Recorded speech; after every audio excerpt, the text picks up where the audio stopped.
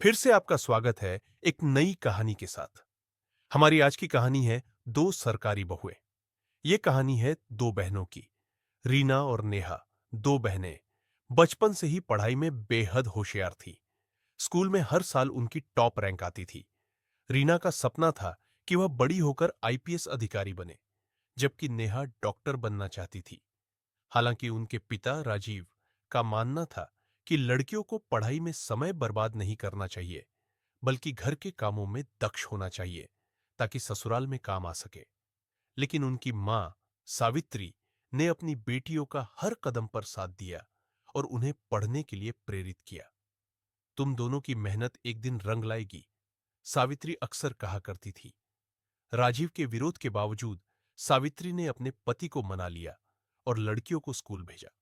समय बीतता गया और दोनों बहनें 12वीं कक्षा में टॉप करके पास हुई। जब वे 18 साल की हुई तो राजीव ने उनकी शादी की बातें शुरू कर दी। लेकिन दोनों बहनों ने कहा, बाबा, अभी तो हमारी पढ़ाई अधूरी है, हमें आगे बढ़ना है। हालांकि उनकी बातों का राजीव पर कोई असर नहीं हुआ।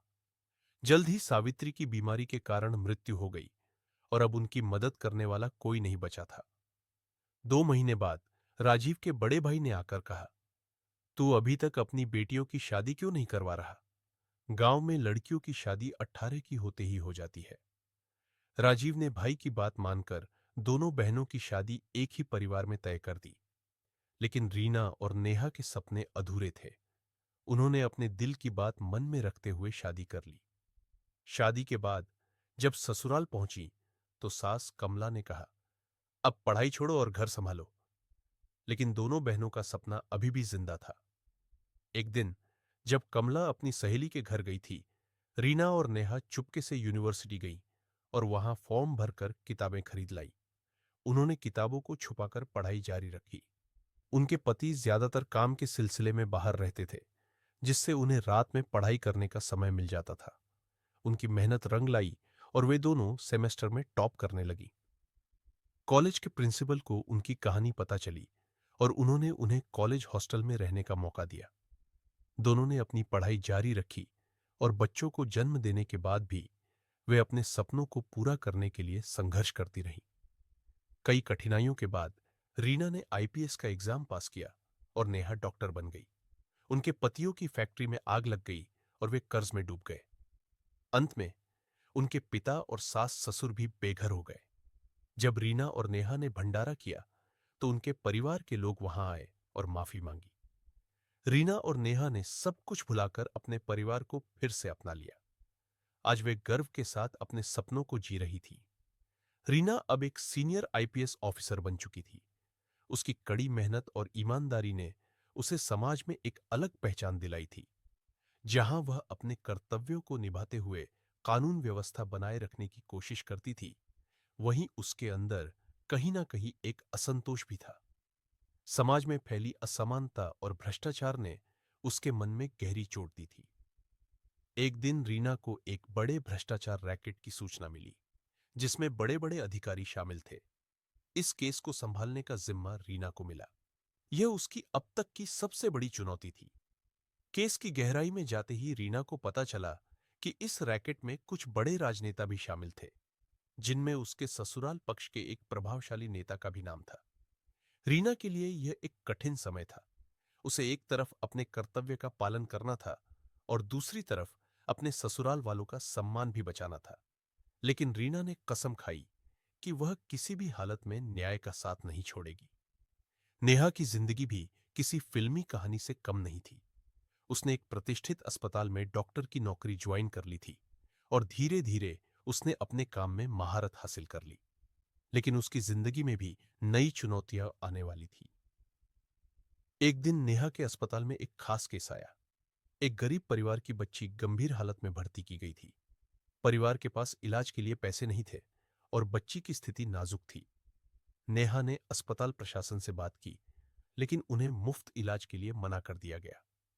नेहा ने अपने ही खर्चे पर उस बच्ची का इलाज किया, लेकिन इस वजह से अस्पताल प्रशासन ने उसके खिलाफ कार्रवाई करने की धमकी दी। नेहा के सामने भी कठिन फैसला था। उसे या तो नौकरी से इस्तीफा देना पड़ता या फिर गरीब मरीजों की मदद करना छोड़ना पड़ता। रीना और नेहा दोनों अपनी अपनी जिंदगी में नई चुनौतियों का सामना कर रही थी। एक तरफ सामाजिक और आर्थिक दबाव, दूसरी तरफ उनके अपने नैतिक मूल्य। लेकिन इन दोनों ने कभी हार मानना नहीं सीखा था। अब सवाल था कि क्या रीना और नेहा इन चुनौतियों को पार कर पाएंगी? क्या वे अपने नैतिक मूल्यों के साथ समझौता करेंगी, या फिर अपने सिद्धांतों पर कायम रहकर समाज में बदलाव लाने की कोशिश करेंगी?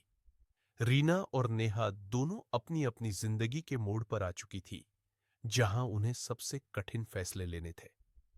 रीना, जो कि अब भ्रष्टाचार के केस की जांच कर रही थी, खुद को एक गहरे संकट में पाती है। इस केस के तार उसकी ससुराल से जुड़े होने के कारण उसे अपनी व्यक्तिगत और पेशेवर जिंदगी में संतुलन बनाने में कठिनाई हो रही थी। एक दिन जब रीना अपनी जांच को आखिरी मुकाम तक पहुंचाने वाली थी, तब उसे ससुराल से एक धमकी भरा फोन आता है। फोन पर उसके ससुराल के नेता उसे कहते हैं, अगर तुमने हमारे खिलाफ सबूत जुटाए तो हम तुम्हारे पति को भी इसमें फंसा देंगे। सोच लो, तुम्हारे पास एक मौका है। रीना इस उलझन में थी कि क्या वह अपने पति को बचाने के लिए सच को दबा दे या फिर न्याय का साथ दे। लेकिन वह अपने उसूलों पर कायम रही और सभी सबूत अदालत में पेश कर दिए। नतीजतन उसके ससुराल वालों को जेल जाना पड़ा। यह फैसला रीना के लिए व्यक्तिगत रूप से काफी मुश्किल था, लेकिन उसने यह साबित कर दिया कि उसके लिए कर्तव्य से ऊपर कुछ नहीं है।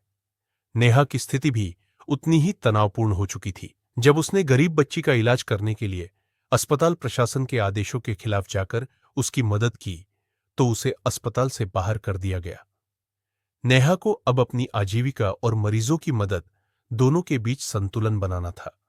लेकिन इस बीच बच्ची की जान बच गई और नेहा का नाम लोगों में चर्चा का विषय बन गया। एक बड़े शहर के नामी अस्पताल ने उसकी ईमानदारी और डॉक्टर के प्रति उसके समर्पण को देखते हुए उसे एक वरिष्ठ डॉक्टर का पद देने का प्रस्ताव दिया। यह नेहा के लिए सम्मान और गर्व का पल था, लेकिन उसने उस अस्पताल की शर्तों को मानने से इनकार कर दिया जो गरीबों के इलाज में अड़चनें डालते थे। नेहा ने खुद का एक क्लिनिक खोलने का फैसला किया, जहां वह मुफ्त में गरीबों का इलाज करती और साथ ही उन लोगों से पैसे लेती जो इलाज के खर्च को वहन कर सकते थे। उसकी यह सोच उसे समाज में और भी लोकप्रिय बना रही थी। रीना के लिए उसका सबसे बड़ा टेस्ट तब आया जब उसे एक आतंकवादी संगठन के खिलाफ एक महत्वपूर्ण मिशन पर भेजा गया। इस मिशन में उसकी जान को खतरा था, लेकिन अपने देश की सुरक्षा के लिए वह तैयार थी। इस ऑपरेशन में उसने अपनी जान की बाजी लगाकर बड़ी सफलता हासिल की और देश को एक बड़ी आतंकी साजिश से बचाया। इस मिशन के बाद रीना को सम्मानित किया गया और उसे देश भर में एक मिसाल के रूप में देखा जाने लगा।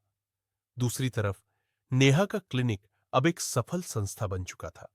उसके क्लिनिक में इलाज के लिए दूर दूर से लोग आने लगे थे। गरीबों और बेसहारा लोगों के लिए नेहा अब किसी देवता से कम नहीं थी। रीना और नेहा दोनों ने अपनी जिंदगी के सबसे कठिन मोड़ पर सही फैसले लिए थे।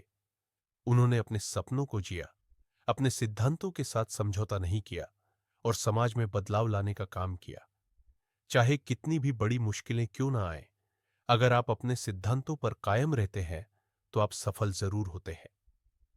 रीना और नेहा ने अपने सपनों को सच करने के लिए कठिन रास्ता चुना, लेकिन अंततः वे न केवल सफल हुई बल्कि समाज में एक मिसाल बन गई।